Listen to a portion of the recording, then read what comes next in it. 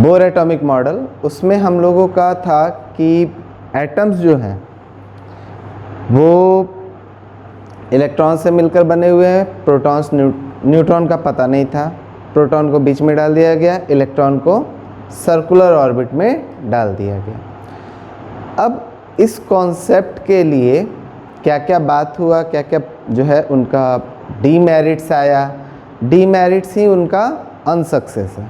सो इस बात का ध्यान रखना, अगर अनसक्सेस पूछा जाएगा या डीमेरिट पूछा जाएगा बोथ आर सेम, या हायर क्लासेस में उसी को बोला जाएगा रिसर्च गैप, कि आखिर रिसर्च गैप क्या तैयार हुआ।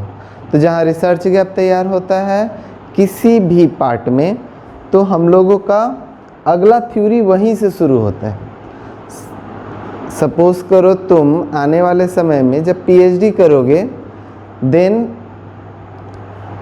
तुम्हें क्या करना है, जितने भी थ्योरीज हैं उनके बीच जो रिसर्च गैप है उसको पढ़ना है कि हाँ कहाँ रिसर्च गैप है, और उसी पर तुमको रिसर्च करना है।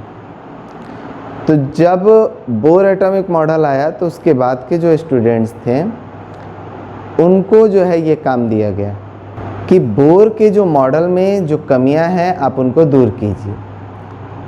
तो इसलिए जो बोर मॉडल है उसमें जो जो कमी था उसको दूर करते हुए जो थ्योरीज आए, अब हम लोगों को वो पढ़ना है। तो बोर के एटॉमिक मॉडल में सबसे पहला जो कमी हम लोग देखें वो ये था कि उसमें इलेक्ट्रॉन को पार्टिकल मान लिया गया। पहला चीज़, इलेक्ट्रॉन को पार्टिकल मानकर ये कहा गया कि इलेक्ट्रॉन जो है वो सर्कुलर ऑर्बिट में चक्कर लगा रहा है, और दूसरा इलेक्ट्रॉन का fix velocity and fix position मान लिया गया कि इलेक्ट्रॉन जो है वो फिक्स वेलोसिटी के साथ फिक्स पोजीशन पे चक्कर लगा रहा है, तभी उसका फिक्स्ड वेल डिफाइंड ऑर्बिट बता पाए। जैसे हम एक स्ट्रिंग लिए, उसमें एक स्टोन टाई किए और उस स्टोन को रोटेट किए, तब जाकर हमको एक सर्कुलर ऑर्बिट मिला। ऐसे ऐसे रोटेट कर रहे हैं, तो यहाँ पर क्या फिक्स कर दिए हम, ये स्ट्रिंग का लेंथ फिक्स कर दिए। ये फिक्स हो गया तो इसका पोजीशन फिक्स हो गया कि इसका पोजीशन इसी दूरी पर घूमेगा। साथ ही साथ इसका पोजीशन फिक्स करने पर हम लोग इसका मास, इसका वेलोसिटी सारा कुछ डिडक्ट करके फिक्स कर दिए, तब जाकर इसका सर्कुलर ऑर्बिट हम लोग ट्रेस कर पाए। लेकिन इलेक्ट्रॉन के साथ ऐसा कुछ भी नहीं था। इलेक्ट्रॉन का हमें एग्जैक्ट मास नहीं पता था, एग्जैक्ट वेलोसिटी नहीं पता था, तो एग्जैक्ट पोजीशन भी हम नहीं बता सकते। इसलिए इसका जो ये वेल डिफाइंड ऑर्बिट का जो कॉन्सेप्ट है ये डाउटफुल होना शुरू हो गया, एंड इस पर हमारा रिसर्च आगे बढ़ता चला गया। जैसे जैसे इस पे रिसर्च आगे बढ़ता चला गया कि आखिर कैसे एक माइक्रोस्कोपिक पार्टिकल जो है, जो रेडिएशन से एनर्जी गेन कर रहा है, लॉस कर रहा है, और रेडिएशन के जैसा ही नेचर शो कर रहा है, वेव नेचर, देन वो कैसे एग्जैक्ट पोजीशन हम आइडेंटिफाई कर पाएंगे और कैसे हम उसका सर्कुलर ऑर्बिट का पाथ ट्रेस कर पाएंगे। तो ये जो है इसके बारे में डाउटफुल होना शुरू हो गया, एंड देन जो है इस पर हमारा एक कॉन्सेप्ट आया, डुअल बिहेवियर ऑफ मैटर, जिसको डी ब्रोगली ने दिया 1924 में। डी ब्रोगली ने इसके बारे में बताया कि पार्टिकल नेचर जो होता है और वेव नेचर वो सारे मैटर में एग्जिस्ट करते हैं। तो उसके बाद डी ब्रोगली के बाद हमारे हेंसनबर्ग अनसर्टेनिटी प्रिंसिपल आया। ये दोनों कॉन्सेप्ट ने बोर एटॉमिक मॉडल में ड्रास्टिक चेंज लाया और मॉडर्न एटॉमिक जो है मॉडल को बनाने में काफ़ी हेल्प किया। तो हम लोग वन बाय वन दोनों को पढ़ेंगे। D Broglie equation, de Broglie equation जो है 1924 में दिया गया डी ब्रोगली के द्वारा। इन 1924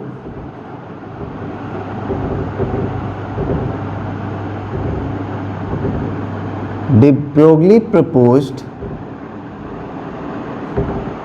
अब उन्होंने क्या कहा, पहला पॉइंट उन्होंने कहा कि all matters have dual behaviour, all matters have dual behaviour like radiation।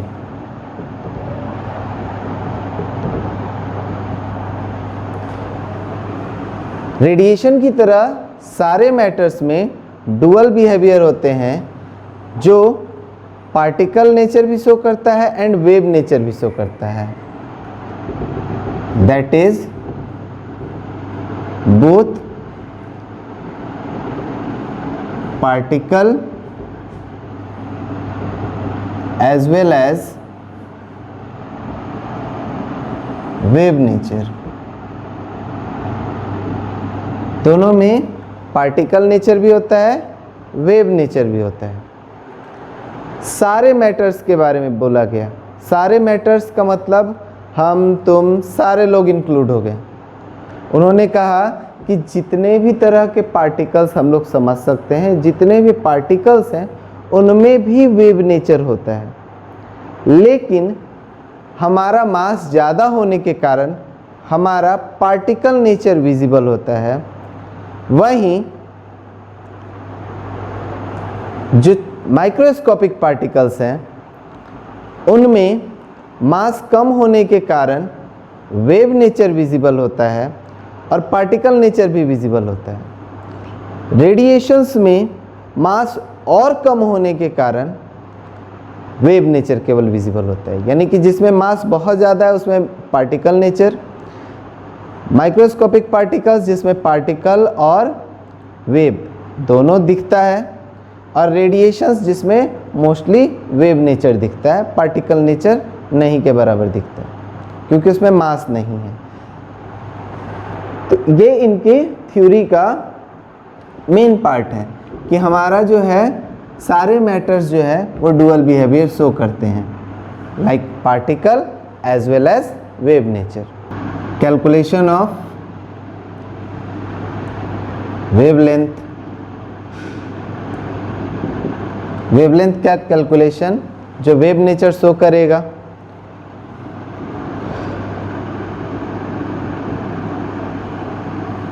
Energy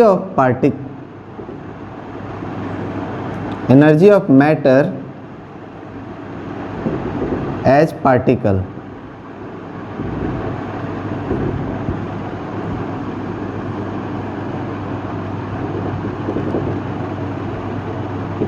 by Einstein formula E is equal to mc²।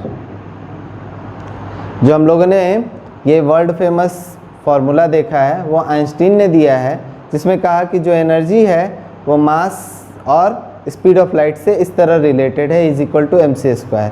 तो यहाँ मास का बात हो गया, तो ये पार्टिकल नेचर का बात हो गया, तो यही energy of matter as particle हमारा हो जाएगा इज इक्वल टू mc²। जब पार्टिकल को वेव में बदल दें तो उसका मास ख़त्म करना पड़ेगा, और जब वेव को पार्टिकल में बदलेंगे तो उसका वेवलेंथ ख़त्म करना पड़ेगा। तो ये हमारा आइंस्टीन का फॉर्मूला हो गया।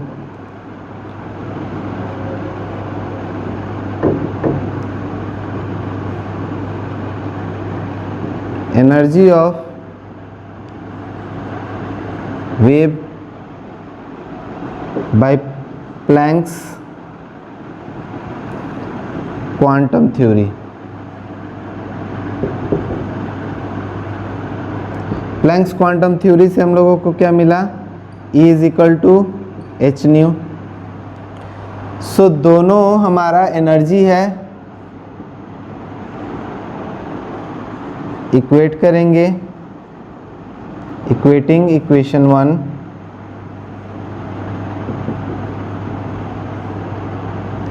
एंड 2। तो हम लोगों का आ गया mc square is equal to H nu.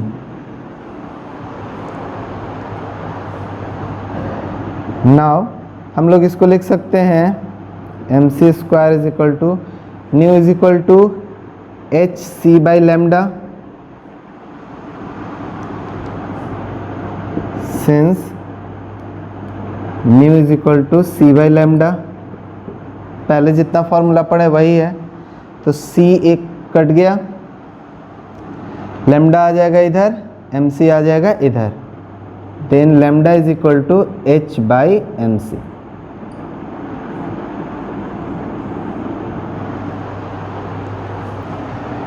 Now for any matter moving with the speed less than speed of light, speed of light से अगर उसका जो है स्पीड कम है, then c will be replaced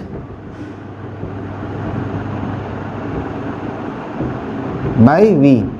तो c को v से replace कर दिए तो हमारा आ गया फॉर एनी मैटर, किसी भी मैटर के लिए lambda is equal to h by m भी।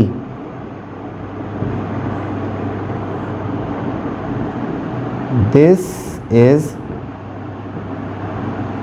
Equation of wavelength of any matter, and this is known as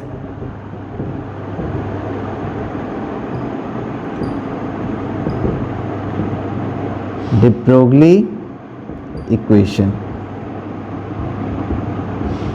ये de Broglie इक्वेशन के नाम से जाना जाता है। हम लोगों का C पर बात हुआ था, C से बात शुरू होता है, लेकिन वो हमारा वेवलेंथ के लिए था।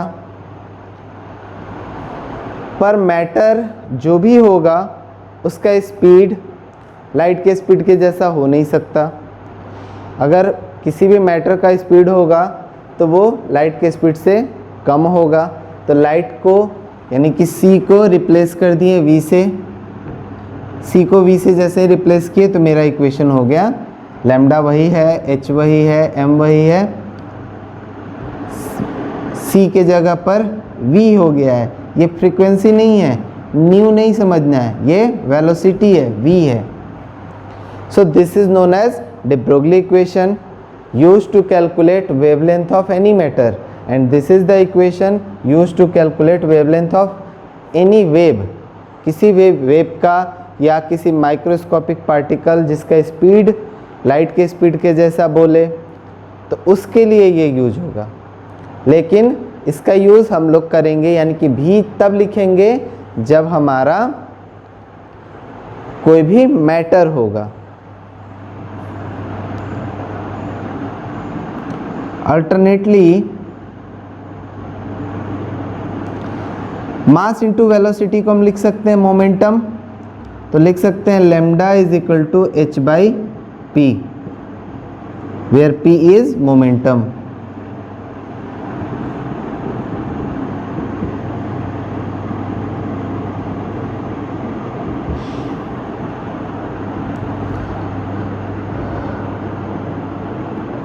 तो lambda inversely proportional 1 by p. तो लैम्डा यानी वेवलेंथ जो होगा वो मोमेंटम के इन्वर्सली प्रोपोर्शनल होगा। मोमेंटम जितना ज़्यादा बढ़ेगा वेवलेंथ उतना कम होता चला जाएगा, मोमेंटम जितना कम होगा वेवलेंथ उतना बढ़ता चला जाएगा। वी एज अ पार्टिकल, हम लोग जो भी पार्टिकल हैं उसका मोमेंटम ज़्यादा होता है इसलिए वेवलेंथ कम हो जाता है।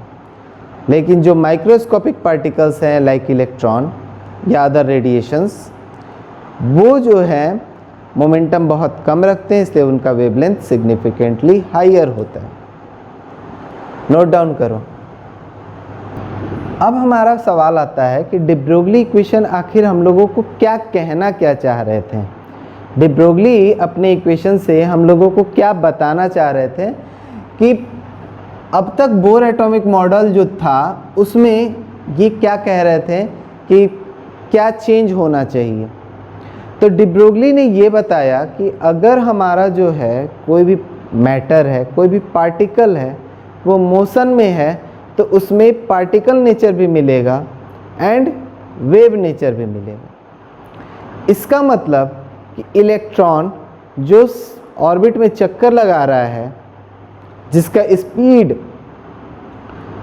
स्पीड हमारे बोर ने कैलकुलेट किया था, वेलोसिटी हम लोग कैलकुलेट किए थे बोर एटॉमिक मॉडल में, तो ये कहना चाह रहे थे कि जब इलेक्ट्रॉन ऑर्बिट में चक्कर लगाता है तो वो वेव नेचर ज़रूर शो करेगा। बोर ने भी ये बात कहा था बट डायरेक्टली ये बात नहीं कहा था। उन्होंने एंगुलर मोमेंटम लिया, एंगुलर मोमेंटम लेकर बात को थोड़ा सा घुमा दिया था, सीधा तरीके से उन्होंने बात को नहीं कहा। तो पहला सिग्निफिकेंस क्या है इनके इक्वेशन का,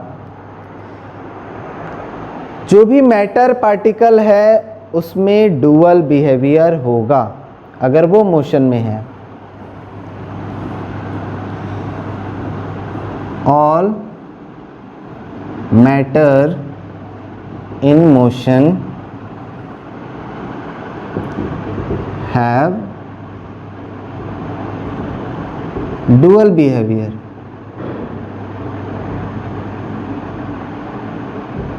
सिंगल बिहेवियर नहीं कि केवल मैटर है तो मैटर होगा, वो मोशन में आ गया तो उसमें वेव नेचर भी आ जाएगा।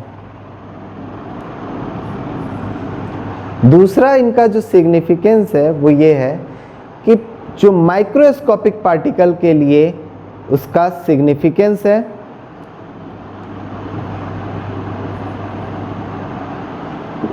D Broglie equation is significant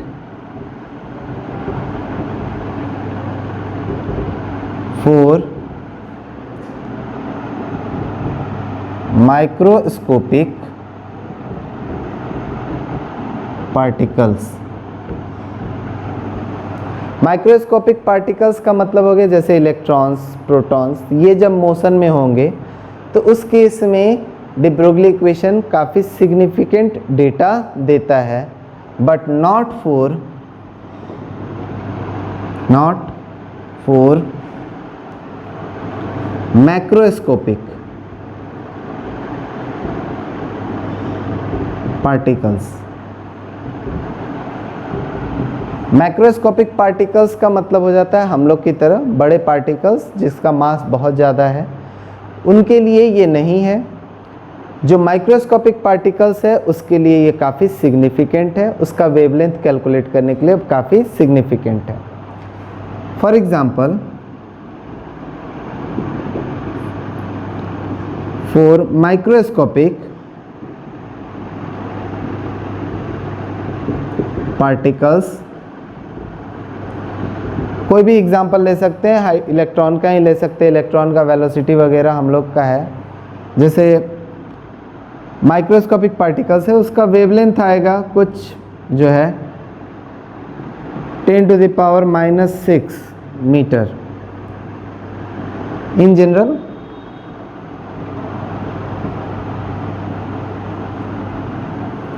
ये उसका ऑर्डर होगा, मतलब 5.26 × 10⁻⁻⁶ कुछ इस तरह, या इसको हम लोग बोलते हैं ऑर्डर, 10⁻⁻6 के ऑर्डर का आ रहा है। वहीं फॉर मैक्रोस्कोपिक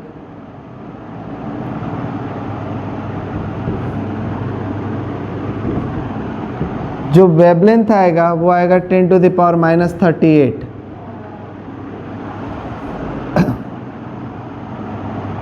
ये जस्ट एग्जाम्पल लिए हैं। कोई सा भी मैक्रोस्कोपिक पार्टिकल, जैसे मान लेते हैं आधा केजी का कोई बॉल ले लो, उस बॉल को जो है 600 किलोमीटर पर आवर के स्पीड से फेंको और उस पर कैलकुलेट करो वेवलेंथ, तो लगभग इस ऑर्डर का आएगा। इलेक्ट्रॉन का अगर हम लोग लेते हैं, मास हमें पता है, वेलोसिटी पता है, वो पुट करेंगे तो इस ऑर्डर का आएगा। सो इन दोनों में अगर हम लोग देखें तो ये जो है 10⁻⁻6, ये हमारा क्या है, कैलकुलेट करने लायक डेटा है। This can be understandable data, ये हमारा समझने लायक डेटा है, इस पे कैलकुलेशन हो सकता है, कैलकुलेट कर सकते हैं, प्रिसीजन लेवल हमारा जहाँ तक पहुँचा है वो इसको कर सकता है, but this is not significant, ये यूज़फुल नहीं है, नॉट सिग्निफिकेंट।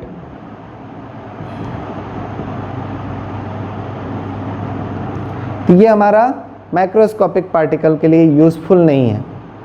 तो वही चीज़ यहाँ डी ब्रोगली इक्वेशन जो है मैक्रोस्कोपिक और माइक्रोस्कोपिक पार्टिकल पर जो हम लोग डेटा यूज़ करते हैं, तो माइक्रोस्कोपिक पार्टिकल्स के लिए जो वेवलेंथ आता है वो अंडरस्टैंडेबल फॉर्म में रहता है, वो हमारे लिए यूजेबल फॉर्म में रहता है, बट जो मैक्रोस्कोपिक पार्टिकल्स हैं उसके लिए कुछ नहीं।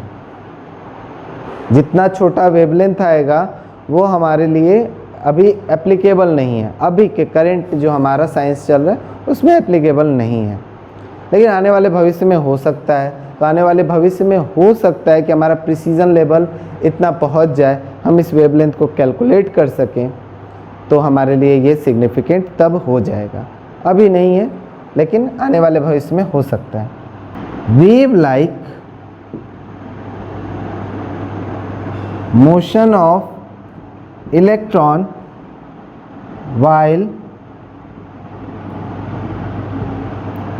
revolving round the nucleus। Bore atomic model में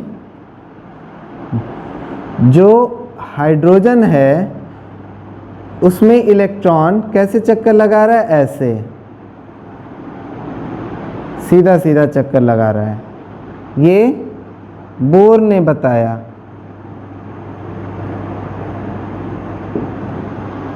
बोर ने कहा कि मेरा इलेक्ट्रॉन सर्कुलर ऑर्बिट में चक्कर लगा रहा है, लेकिन डी ब्रोगली ने कहा कि इलेक्ट्रॉन एक माइक्रोस्कोपिक पार्टिकल है।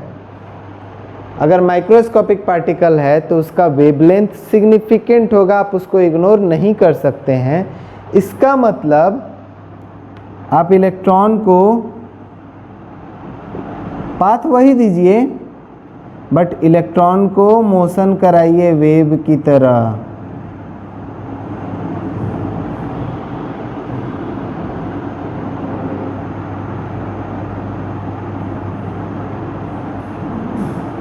आप उसको जो है पार्टिकल की तरह मोशन नहीं करा सकते हैं।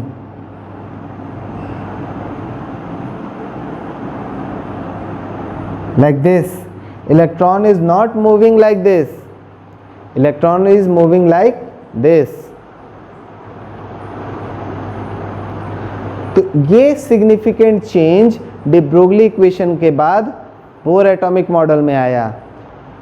डी ब्रोगली सजेशंस, ऐसा कुछ नाम नहीं है, बट हम लोग ये कह सकते हैं कि डी ब्रोगली ने बोर एटॉमिक मॉडल में ये सजेशन दिया कि नहीं, आप ये फॉलो कीजिए।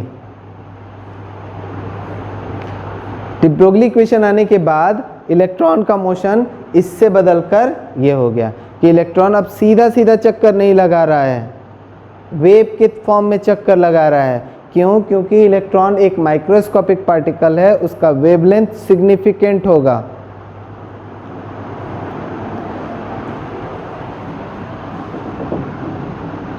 जो फोर्थ सिग्निफिकेंस है वो बोर का जो पोस्टुलेट है उसका वेरिफिकेशन, उसका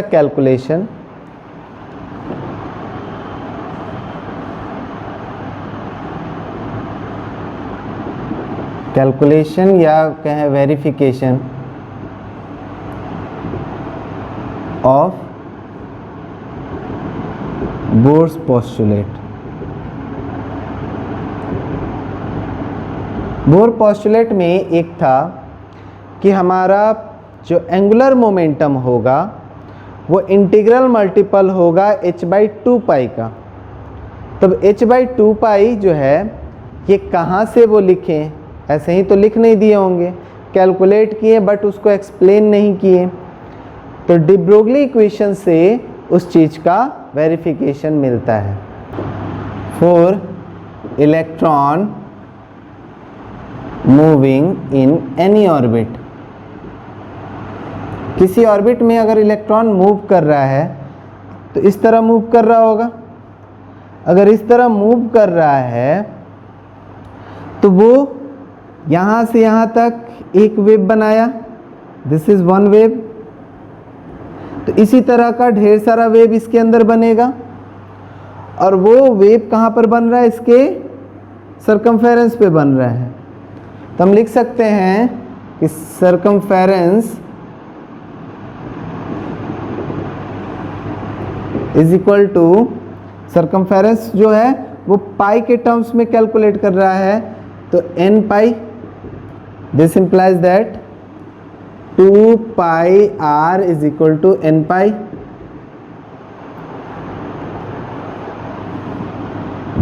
by de Broglie equation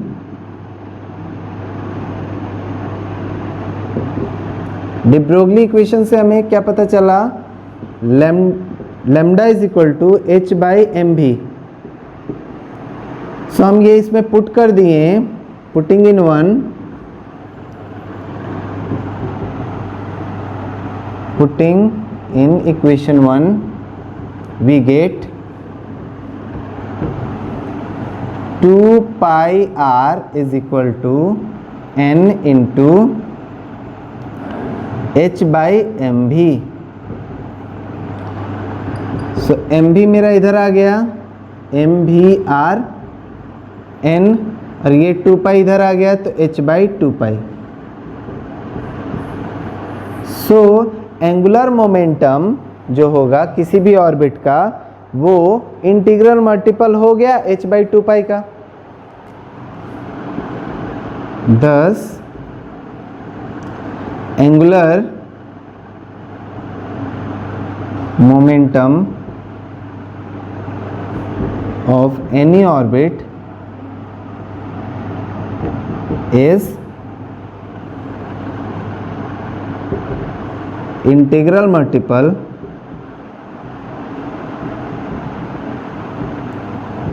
h/2 पाई। ये स्टेटमेंट बोर ने दे दिया था और डी ब्रोगली ने अपने एक्सप्रेशन से, अपने बात से भी ये चीज़ वेरीफाई कर दिया कि हाँ आपने जो कहा वो सारा कुछ जो है सही है, कोई दिक्कत नहीं है, क्योंकि मेरे कॉन्सेप्ट से भी वो बात क्लियर हो रहा है।